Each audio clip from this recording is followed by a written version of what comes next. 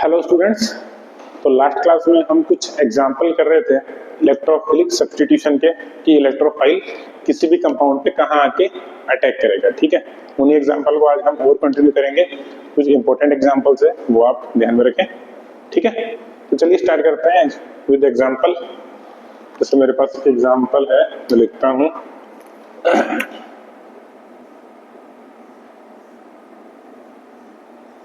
Oxygen similar type example है ना, यहाँ पे बॉन्ड है,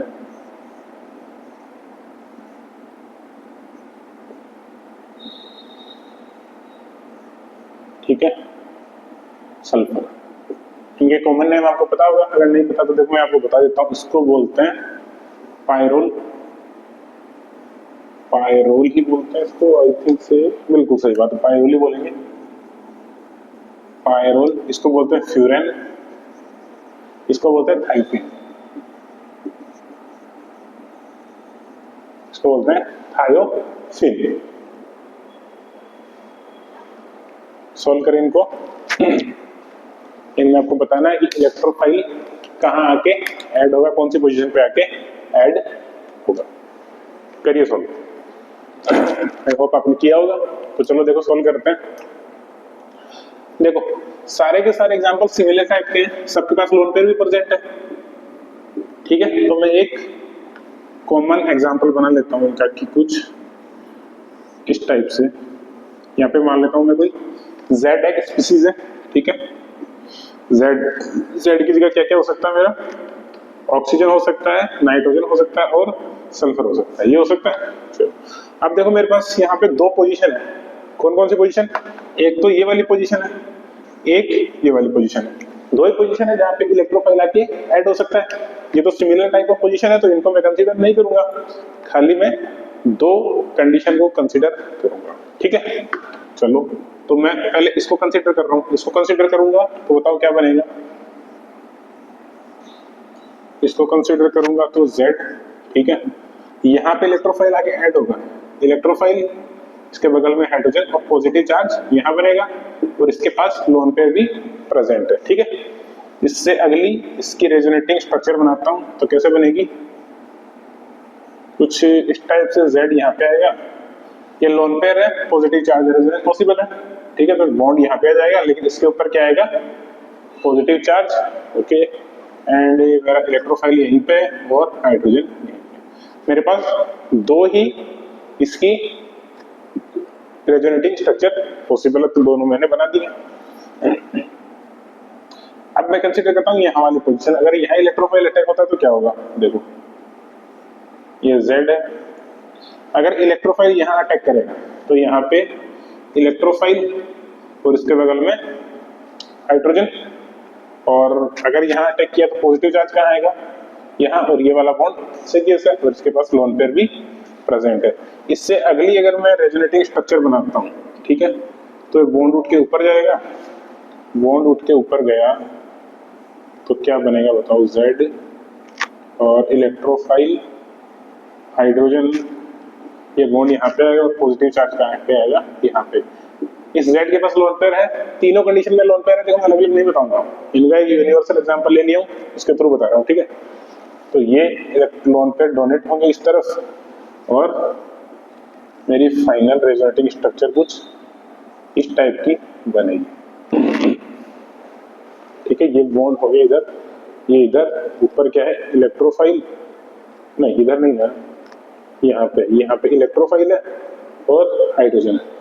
ठीक है, तो अगर इलेक्ट्रोफाइल यहाँ कनेक्ट होता है तो मेरे पास कितनी रेजोनेटिंग स्ट्रक्चर बन रही है? Only 2 resonating structure. ठीक है, लेकिन अगर मेरा इलेक्ट्रोफाइल यहाँ आके कनेक्ट होता है तो कितनी बन रही है मेरे पास? 3 रेजोनेटिंग स्ट्रक्चर, 3 रेजोनेटिंग स्ट्रक्चर। मतलब ये वाली पोजीशन, कौन सी वाली? ये वाली पोजीशन मोर सूटेबल है और ये वाली पोजीशन सूटेबल नहीं है फॉर एडिशन ऑफ इलेक्ट्रोफाइल। ठीक है, तो यहाँ पे मेरे पास दो पोजीशन होगी जहां इलेक्ट्रोफाइल आके ऐड हो सकता है, एक तो ये वाली पोजीशन, एक ये वाली पोजीशन। ठीक है, चलो एक और एग्जांपल करते हैं। अच्छा एग्जांपल है, इधर करते हैं ना, आप लिखें एग्जाम्पल,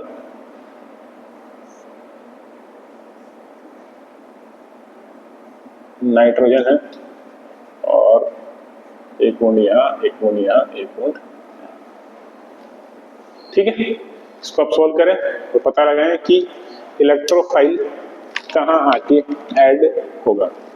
मैं सजेस्ट करता हूँ आपको कि इसमें आप रेजोनेटिंग स्ट्रक्चर बना के ट्राई करें, उसी से आप एक अच्छे कंक्लूजन पे पहुंच पाएंगे, आपको समझ में भी आएगा कि कैसे ऐड हो रहा है, जैसे मैंने यहाँ पे बनाई है।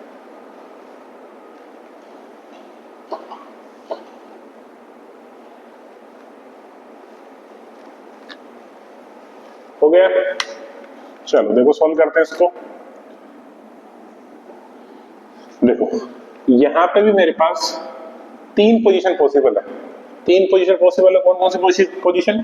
देखो एक यहां पे ऐड हो सकता है, एक यहां पे ऐड हो सकता है, एक यहां पे ऐड हो सकता है, ठीक है। मुझे तीनों कंडीशन कंसीडर करनी पड़ेगी तभी मैं इसका आंसर तक पहुंच पाऊंगा, ठीक है। तीनों कंडीशन अगर कंसीडर करनी पड़ेगी तो मुझे इनकी अलग अलग रेजोनेटिंग स्ट्रक्चर भी बनानी पड़ेगी। तो बनाते हैं, चलो भाई। पहले मैं कंसीडर करता हूँ ये वाला, ठीक है। तो देखो पहले मैं कंसीडर करता हूँ ये वाला, तो रेजोनेटिंग स्ट्रक्चर कैसे बनेगी? नाइट्रोजन, यहाँ पे इलेक्ट्रोफाइल है, यहाँ पे हाइड्रोजन है। अगर ये बॉन्ड टूटा तो पॉजिटिव चार्ज ऊपर की तरफ आएगा, ये बॉन्ड यहाँ, ये बॉन्ड, ठीक है। चलो आगे बनाते हैं इसका रेजोनेटिंग स्ट्रक्चर। ये बॉन्ड यहाँ मूव करेगा, अगर ये बॉन्ड यहाँ मूव किया तो क्या बनेगा बताओ? डबल बॉन्ड इधर आ जाएगा, पॉजिटिव चार्ज यहाँ और ये बॉन्ड यहाँ, और यहाँ पे क्या कनेक्टेड है? Electrophile and hydrogen. अगली रेजोनेटिंग स्ट्रक्चर बनाओ। अगली रेजोनेटिंग स्ट्रक्चर देखो, नाइट्रोजन के पास लोन पेयर है, क्या ये लोन पेयर रेजोनेंस में पार्टिसिपेट करेंगे? नाइट्रोजन के पास जो लोन पेयर है नहीं करेंगे, ये रेजोनेंस कभी भी रेजोनेंस के अंदर पार्टिसिपेट नहीं करेंगे, ठीक है। तो ये बॉन्ड मूव करेगा इधर की तरफ, ये बॉन्ड अगर मूव किया तो बताओ क्या बनेगा? नाइट्रोजन, ये बॉन्ड यहाँ आएगा, ये बॉन्ड यहाँ पे इलेक्ट्रोफाइल और हाइड्रोजन कनेक्टेड है और इसके ऊपर क्या जाएगा? Positive charge. नाइट्रोजन के ऊपर पॉजिटिव चार्ज आ जाएगा। चलो तो ये किस कंडीशन के लिए बात हुई? ये मेरी हुई इस कंडीशन के लिए, ठीक है। इसको मैं बोल देता हूँ पोजीशन नंबर 1, इसको बोल देता हूँ पोजीशन नंबर 2, इसको बोल देता हूँ पोजीशन नंबर 3। तो ये कौन सी पोजीशन के लिए थी ये वाली रेजोनेटिंग स्ट्रक्चर? 4 पोजीशन नंबर 1, ठीक है। अगले बनाता हूँ 4 पोजीशन नंबर 2। तो बनाओ भाई पोजीशन नंबर 2 के लिए नाइट्रोजन, पोजीशन नंबर 2 पे जोड़ दो इलेक्ट्रोफाइल और हाइड्रोजन। अगर यहाँ पे टूटेगा बॉन्ड तो यहाँ पे पॉजिटिव चार्ज आएगा, ये बॉन्ड ऐसे कैसे, ये बॉन्ड ऐसे कैसे, ठीक है। अगली रेजोनेटिंग स्ट्रक्चर बनाओ। अगली रेजोनेटिंग स्ट्रक्चर बनाओ, देखो double single positive, double single positive. ये बॉन्ड मूव करेगा इस तरफ, अगर ये इस तरफ मूव किया तो बताओ क्या बनेगा? नाइट्रोजन, इलेक्ट्रोफाइल, हाइड्रोजन, यहाँ पे डबल बॉन्ड आएगा, यहाँ पे भी डबल बॉन्ड आएगा और पॉजिटिव चार्ज कहाँ पे आएगा? यहाँ पे। अगली देखते हैं इसकी रेजोनेटिंग स्ट्रक्चर। नाइट्रोजन, इलेक्ट्रोफाइल यहाँ कनेक्टेड है, यहाँ हाइड्रोजन कनेक्टेड है, ये बॉन्ड ऐसे कैसे, ये बॉन्ड मूव करेगा बाय रेजोनेंस तो ये यहाँ पे आएगा और पॉजिटिव चार्ज यहाँ पे आएगा, ठीक है। इतनी पॉसिबल है मेरे पास, ये पॉजिटिव आगे मूव कर नहीं सकता, तो यहाँ पे मेरे पास 3 रेजोनेटिंग स्ट्रक्चर बन रही है। अगले देखते हैं 4 पोजीशन 3। अगर पोजीशन 3 पे मेरा इलेक्ट्रोफाइल ऐड होता तो क्या होगा? देखो अगर पोजीशन 3 पे इलेक्ट्रोफाइल ऐड होता तो यहाँ पे देखो इलेक्ट्रोफाइल ऐड हुआ, हाइड्रोजन भी यही है, तो ये बॉन्ड टूटेगा, पॉजिटिव चार्ज आएगा इस तरफ, तो पॉजिटिव चार्ज इस तरफ आएगा, ये बॉन्ड ऐसे कैसे और ये वाला बॉन्ड भी ऐसे कैसे आगे मूव करेगा, ये रेजोनेंस के थ्रू कैसे मूव करेगा? ये बॉन्ड उठ के ऊपर की तरफ जाएगा, ऊपर की तरफ जाएगा तो बताओ नाइट्रोजन, इलेक्ट्रोफाइल, हाइड्रोजन अगर मूव करके ऊपर गया तो ये बॉन्ड यहाँ पे और यहाँ पे क्या आएगा? पॉजिटिव चार्ज नाइट्रोजन के ऊपर, और इधर एक मेरा डबल बॉन्ड पहले से प्रेजेंट है। आगे और इसमें मूवमेंट होगा रेजोनेंस में, पॉजिटिव चार्ज इतना घूमा और ऊपर तक आएगा। देखो कैसे आएगा, नाइट्रोजन इलेक्ट्रोफाइल हाइड्रोजन, ये बॉन्ड ऐसे, ठीक है, ये बॉन्ड मूव करके यहाँ आएगा। अगर ये बॉन्ड मूव करके यहाँ आएगा तो यहाँ पॉजिटिव चार्ज, यहाँ डबल बॉन्ड आ जाएगा, ठीक है। अब ये पॉजिटिव चार्ज आगे मूव नहीं कर सकता। तो ये मेरी टोटल रेजोनेटिंग स्ट्रक्चर बन गई है।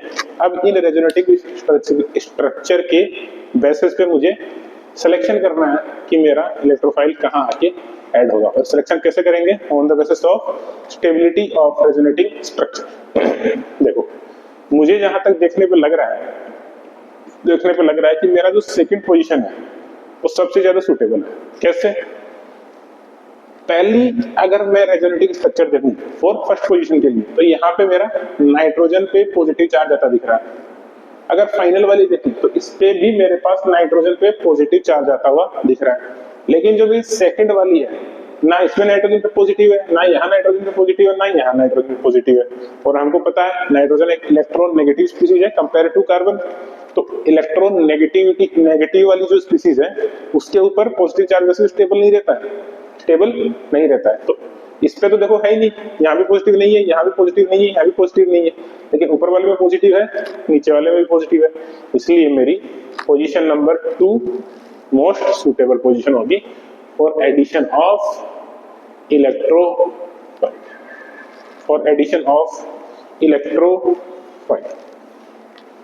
आई बात समझ में कैसे सिलेक्ट करना है। तो इस टाइप से देखो आप स्टेप बाय स्टेप चलेंगे तो आपके पास आंसर श्योर है, आना ही आना है। रेजोनेटिंग स्ट्रक्चर बनाएं, उनकी स्टेबिलिटी चेक करें, और अगर फैक्टर भी हम लास्ट क्लास में देखें तो वो सब आप चेक करें तो आपके पास कंफर्म एक आंसर है। ठीक है, चलो तो आगे हम देखते हैं कुछ एग्जांपल ऑफ न्यूक्लियोफिलिक सब्स्टिट्यूशन। ठीक है, example of nucleophilic substitution.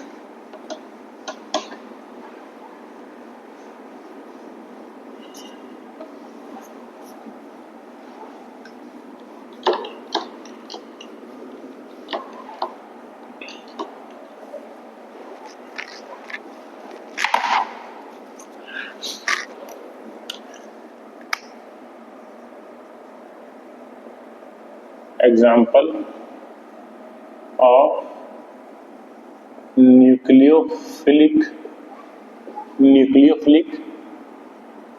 substitution, बस इतना लिखते हैं। एग्जाम्पल ऑफ न्यूक्लियोफिलिक सब्स्टिट्यूशन, जैसे मान लो मेरे पास एक बेंजीन रिंग है। ठीक है, सबसे पहले मैं एग्जाम्पल देखूंगा, यहाँ पे लिख भी देता हूँ। फॉर नाइट्रेशन, किसके लिए देखूंगा, फॉर नाइट्रेशन के लिए। ये मेरे पास बेंजीन रिंग है, ठीक है, इसके ऊपर मैं रिएक्शन कराता हूं। किसकी reaction, concentrated HNO3 plus concentrated H2SO4। इसमें आई थिंक टेम्परेचर की एक वैल्यू है, बिल्कुल टेम्परेचर की वैल्यू, टेम्परेचर भी आप ध्यान में रखें नहीं तो गड़बड़ होगा काम। 60 डिग्री सेंटीग्रेड एनसीईआरटी का डेटा हमको याद रखना पड़ेगा। तो मेरे पास नाइट्रेशन मतलब NO2 ऐड होगा, कहाँ पे ऐड होगा, NO2 होगा मेरा पैरा पोजीशन पे, NO ये होता है येलो कलर का ना, इसको बोलते हैं ऑयल ऑफ मिर्बेन। ठीक है, ऑयल ऑफ मिर्बेन, ये इसका कॉमन नेम है, आपको याद रखना पड़ेगा। ठीक है, अगर मान लो मैं टेम्परेचर थोड़ा सा बढ़ा देता हूँ, ठीक है, बाकी सब चीजें सेम है, कॉन्सेंट्रेटेड HNO3 H2SO4, ठीक है। अगर टेम्परेचर में कर देता हूँ 100 डिग्री सेंटीग्रेड, अगर 100 डिग्री सेंटीग्रेड कर दूंगा तो मेरा जो नाइट्रेशन है वो दो जगह पे होगा, एक तो होगा पैरा पे, एक होगा मेटा। ठीक है, अगर मान लो मैं टेम्परेचर थोड़ा सा और बढ़ा देता हूं, ठीक है, कितना, 150 डिग्री सेंटीग्रेड, 150 डिग्री सेंटीग्रेड, तो मेरा 3 जगह NO2 ऐड होगा। फिर कहाँ, कितनी जगह, 3 जगह NO2 एंड NO, याद करने की चीज है, देखो इसमें कुछ नहीं कर पाएंगे। अगर मान लो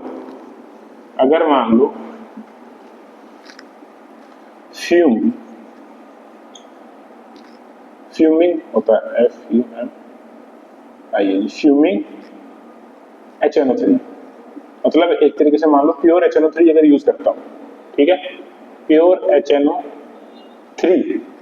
HNO3 यूज करता हूं तो भी मेरा प्रोडक्ट सेम ही बनेगा, ये मतलब, ठीक है। NO2 और इधर भी NO, pure 135 try nitrobenzene, 135 try nitrobenzene, ठीक है। अगर मान लो मैं डाइल्यूट HNO3 यूज कर लेता हूं, अगर मान लो मैं डाइल्यूट HNO3 यूज कर लेता हूं तो कोई रिएक्शन नहीं होगी, क्योंकि देखो अभी मेरी जो बेंजीन है उस पर उतनी इलेक्ट्रॉन डेंसिटी नहीं है, ठीक है। इसके रेफरेंस में देखेंगे तो ये इस पे अटैक नहीं कर पाएगा क्योंकि उतनी इलेक्ट्रॉन डेंसिटी नहीं है। अगर मैं इस पे कोई प्लस एम ग्रुप ऐड कर दूं, ठीक है, अगर मैं इसके ऊपर कोई प्लस एम ग्रुप जो इसको इलेक्ट्रॉन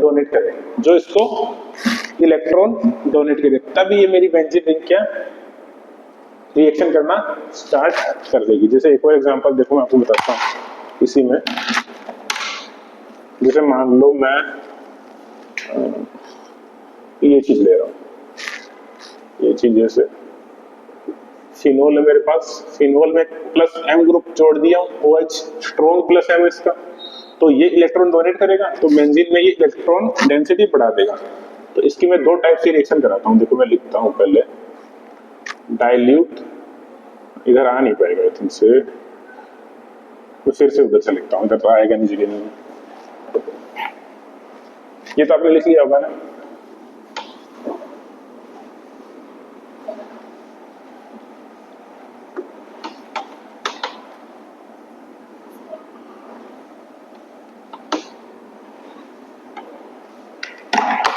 ठीक है। जैसे देखो मैं लिखता हूं, अगर मैं फिनोल लेता हूं ना, इसका स्ट्रॉन्ग प्लस एम लगेगा OH का, इसकी मैं दो टाइप से रिएक्शन कराता हूं, है ना। पहली रिएक्शन इसकी डाइल्यूट HNO3, नीचे क्या ले रहा था, यहां भी डाइल्यूट HNO3 ले रहा था, लेकिन इसकी रिएक्शन नहीं हो रही थी, यहां पे इसकी रिएक्शन हो जाएगी। अगर इसकी रिएक्शन होगी तो बताओ प्रोडक्ट क्या बनेगा, प्रोडक्ट बनता है इसका OH और मेरा ऑर्थो नाइट्रोफिनोल, ऑर्थो, या फिर इसको ऐसे बना दो N डबल बॉन्ड ONO, और यहाँ पे मेरी हाइड्रोजन बॉन्डिंग हो जाती है इनके बीच में, हाइड्रोजन बॉन्डिंग हो जाती है इनके बीच में। अगर मैं